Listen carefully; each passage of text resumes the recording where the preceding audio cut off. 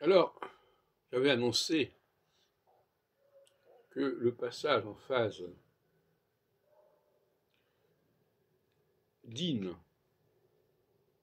de Saturne était fatal pour les alliances. Et on voit que c'est notamment évident sur Israël, à l'extérieur de la majorité israélienne, au gouvernement, à la Knesset.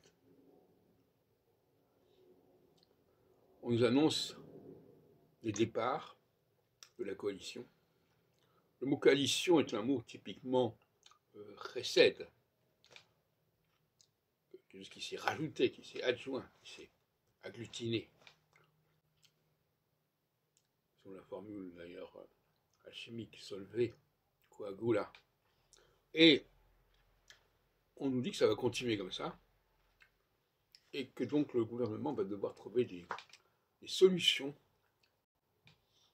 pour empêcher la perte de la majorité au Parlement, simplement. Alors, c'est un exemple parmi d'autres, évidemment.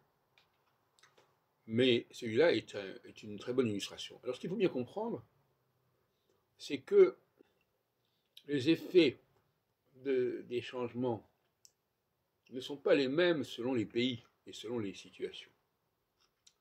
Il y a des situations, des pays qui sont plus fragiles que d'autres sur certains points.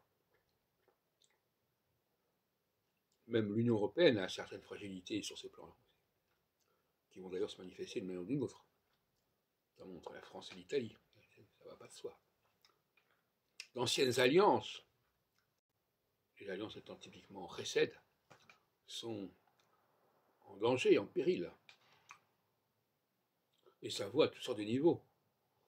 Et d'ailleurs, stratégiquement, comme je l'applique moi-même dans ma vie juridique, il faut créer des fractures au sein des adversaires que nous avons.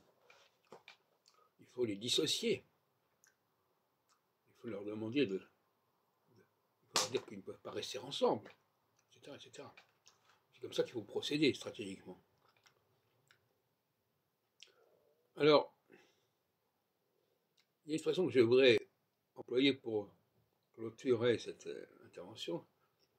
C'est que de toute façon, en astrologie septennale, rien n'est valable indéfiniment.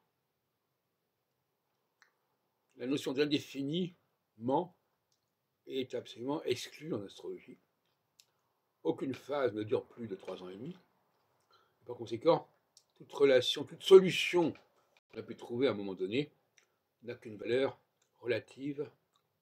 Et cette notion de relativité, j'y tiens fortement, comme celle d'ailleurs de quantitativité. Parce que pour moi, les notions de physique relativiste et de physique quantique s'appliquent directement au cycle de notre humanité.